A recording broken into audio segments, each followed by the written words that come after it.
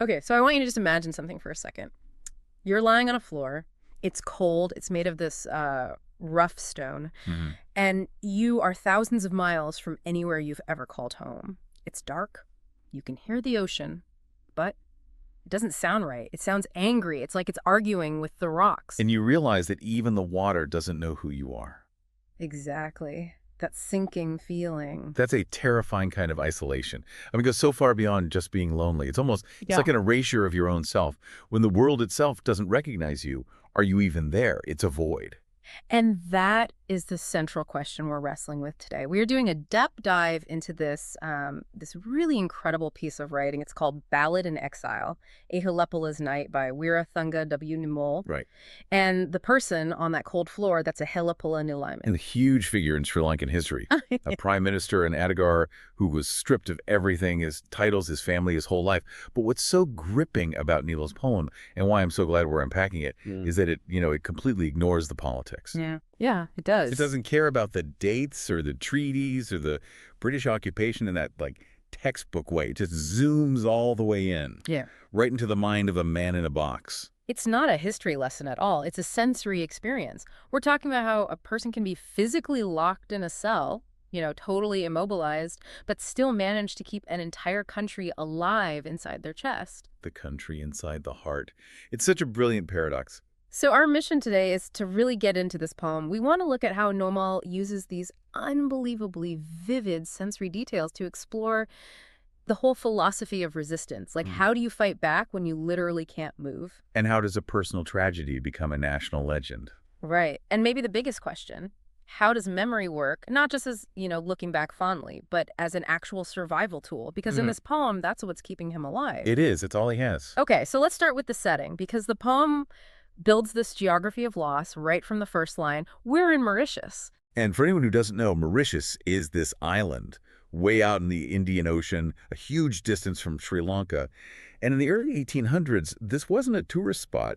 It was basically a prison colony for inconvenient people. If you were a problem for the empire, this is where they sent you to just disappear. And the way the poem describes it, it is definitely not the vacation brochure version. It feels hostile, aggressively hostile. It's defined by what it isn't. The text says, the sea there does not know his name. Just think about that for a second. For a man like Ehelepola, his name was everything. It was a key. It opened doors. It commanded armies. It meant lineage. And here, Right. nobody. The ocean itself is indifferent to him. It's that erasure you were talking about. In the lighting, the poem describes the moonlight spilling like cold milk on the prison floor. That line, it really stuck with me. It's so evocative, isn't it? Cold milk. Usually moonlight in poetry is, romantic or beautiful or whatever. Here, it's just a spill. It's messy. It's opaque. It offers zero warmth. It just highlights the dirt on the floor. It's such a domestic, almost ugly image. And then the text says the wind tastes of exile. I had to stop and think about that. What does exile even taste like? Well, the poem gives us a clue. It says salt stung dark. So it's abrasive, right? It's bitter. Everything about this place is an assault on the senses. The salt stings your skin, the wind tastes wrong, the floor is hard stone.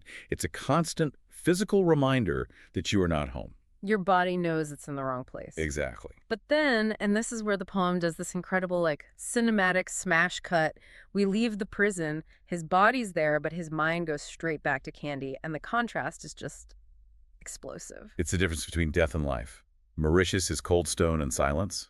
Candy is fire and noise. The flame river of the Candy Asala Perahera. If you've never seen the Perahera, it's hard to grasp the scale. It's not just a parade. It's this overwhelming procession of light and drums and elephants. Calling it a flame river suggests this, like uncontrollable flowing life force. It's the total opposite of that cold milk dreamland. Completely. And the elephants. What's the line? Elephants moving like living fortresses. Living fortresses. That is such a deliberate choice of words. A fortress protects you. But in Mauritius, he's in a stone fortress designed to keep him in. In his memory, the elephants are fortresses of culture. They represent strength, stability. They're living. The prison is dead. And it's loud. The memory has volume. There's drum thunder and temple bells breathing bronze prayers at dawn. See that the bells are breathing. In Mauritius, the ocean argues it's conflict. But in Candy, the bells breathe. It's organic. The culture itself is a living thing. And the hills are braided with mist, which sounds so much softer than the coral stone of the cell. It is softer, but what the poem is really arguing, I think, is that the memory is actually more solid than the prison walls. These aren't just daydreams to kill time. This is his anchor. His tether to reality. Yes. The poem implies that if he lets go of the sound of those drums, he'll just dissolve into that salt-stung dark. It's an act of will, then, to keep that world alive in his head. He is meticulously reconstructing the world that was stolen from him, piece by piece, sense by sense. Which brings us to the man himself. We've got the scene, cold versus hot, silence versus drums, but now we need to get inside his head. And this second section, the psychology of the prisoner, it is intense. Oh, yeah. It is not a peaceful meditation. It's a fight. The night is a long corridor. Anyone who's had insomnia knows exactly what that feels like. And sleep refuses to open its door. So it's another rejection. The sea doesn't know him, and now sleep has locked him out. He is trapped in pure consciousness. There's no escape. He's just turning from wall to wall. But the poem says he isn't alone. There's a second prisoner in there with him. Anger. Anger sits beside him like a second prisoner. Now, normally anger is this destructive thing, right? It's an acid that eats you up from the inside. But that is not what's happening here. No, and this is one of the most brilliant parts of the poem. Nemo treats anger as a functional tool. The poem says anger does not sleep either. It keeps vigil. It's like a guard dog. Exactly. It sharpens memory. Think about it. If he let go of the anger, he might just slip into apathy. He might just accept his fate. But acceptance, in this context, is death. The anger is the fuel that keeps the memory of Candy sharp. It keeps that homeland burning in his chest. Anger is a preservative. It stops him from rotting. It's about identity. If you stop being angry about an injustice, you eventually just accept it as normal. And he refuses to normalize the cage. He needs that anger to remember who he is. Because the outside world has already slapped a label on him. The text says, traitor, rebel. Which are just political words, right? They're used by the victors to control the story. If you call him a traitor, you're saying he deserves to be in that cell. But the poem just cuts right through that. It says, but in the salt-stung dark, he is only a Ehelepola Nilame. It's a reclamation. In the dark, the political narrative just collapses. He isn't a gain piece. He's a rebel.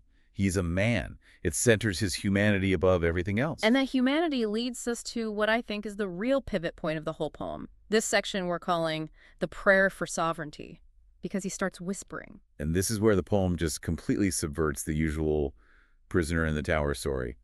Normally, the prisoner would be whispering, "Let me out. Free me. I want to go home." Basic self-preservation. It's the most natural instinct. Right. But he doesn't do that. The poem is so clear. He does not whisper, "Free me." Instead, he whispers, "Free her." Her being Sri Lanka, the motherland. It's a moment of total transcendence. He just stops caring about the shackles on his own wrists. His own life becomes small compared to the life of the nation. And the things he wants freed are so specific. Free the rivers from foreign boots. Free the forest from red-coated shadows. Red-coated shadows. I mean, that's obviously the British soldiers, but look how he frames it. He doesn't say kick out the British administration. He says free the rivers, free the forests. It makes the occupation sound like a kind of pollution, an ecological disaster, not just a political one. It's a violation of the natural order. Boots in the rivers, shadows in the forests. It suggests the land itself is rejecting them. The occupation isn't just illegal, it's unnatural. And then we get my favorite image in the whole poem. I think this is the absolute peak. Let the island rise again like a lion shaking rain from its mane. It's so powerful. The lion is the symbol of the Sinhalese people, of course. But the action shaking the rain off, that's what matters. It's so casual, so dismissive of the rain. Exactly. Rain is heavy, gets you wet. Yeah. But it's temporary. You just shake it off. The lion is still the lion. So he's looking at the entire British Empire, this global superpower, and seeing it as just bad weather. Just a passing storm. The lion is permanent, the rain is not. I mean, what a psychological leap to make when you are the one in chains. He's saying the core identity of the nation is still there, even if it's currently soaked. But he's not delusional. He sees what's happening. He mentions the flags unfurling like wounds in the sky. Such a visceral image. A flag should be a symbol of pride. Here, it's a cut. Every foreign flag that goes up is a wound on the landscape. And the treaties are signed with ink heavy as chains. He's connecting the bureaucracy directly to his own bondage. The pen is just as heavy as the iron shackles. And yet, even seeing all of this slow swallowing of a kingdom, his prayer stays selfless. Not for me, not for these wrists. Not for this body caged in coral stone. He separates his body from his purpose. His body is expendable. But the soil that shaped his bones, that matters more. He accepts that for the nation to live, he might have to die in that cell. Which takes us to this philosophy of resistance. Because now it's like he's learning how to endure from the environment itself. We said the ocean was hostile before, but here the text says, the sea answers in riddles. And the riddle is pretty simple. Waves strike, retreat, strike again. It's relentless. It is. It's a lesson in persistence. The poem says, even in exile, the ocean teaches him rebellion. The ocean doesn't quit. It crashes against the shore, it gets pushed back, and it just comes right back again. So the very thing that's trapping him, the ocean, is also teaching him how to fight. You lose, you retreat, you gather your strength, and you strike again. It's the long game. Resistance isn't one big battle, it's the constant grinding pressure.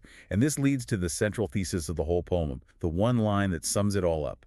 A man can be banished, a wish cannot. That's the takeaway right there. It's the core argument. You can put a human body on a ship and send it to Mauritius. You can lock the door.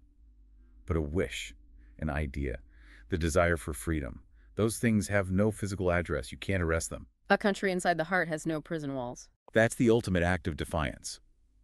The British Empire, with all its ships and guns, has zero jurisdiction over the geography of his heart. They can't map it, and they can't conquer it. There's that beautiful metaphor of the sea folding and unfolding like a letter never sent. I loved that. It's so sad, but also hopeful. It perfectly captures the silence of his resistance. A letter never sent means he can't communicate. He can't organize a rebellion. But the words are still written. The message still exists. It's this internal dialogue that just keeps going, even if no one else can hear it. It's preserved. Which brings us to the end of the night. Dawn is coming. The stars are thinning out like fading embers. And usually in prison stories, dawn is the worst part of the day. Just means another day of the same misery.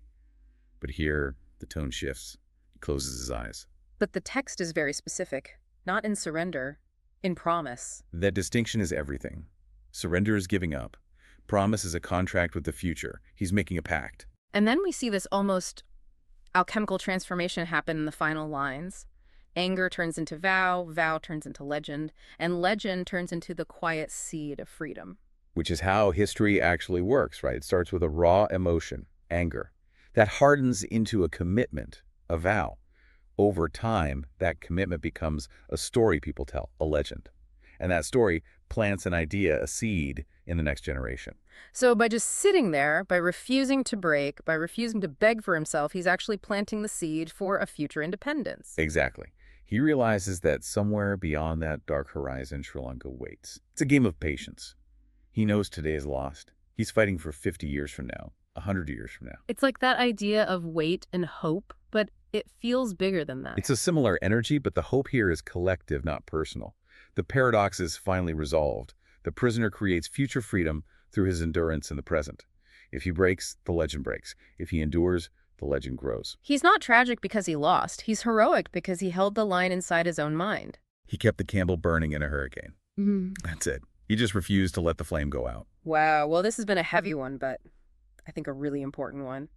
We started with a man on a cold floor, totally alienated. We walked through the sensory world of his memories, the fire, the drums.